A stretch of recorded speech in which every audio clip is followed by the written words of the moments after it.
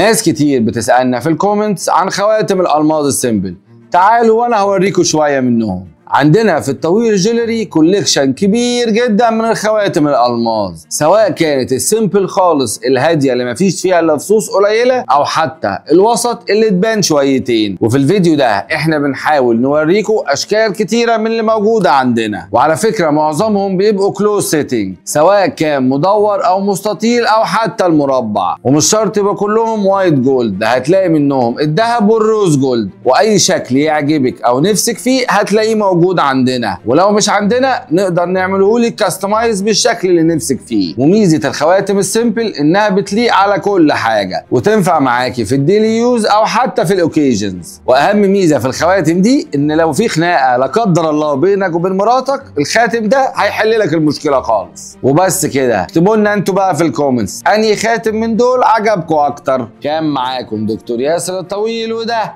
الجواهرجي. سلام.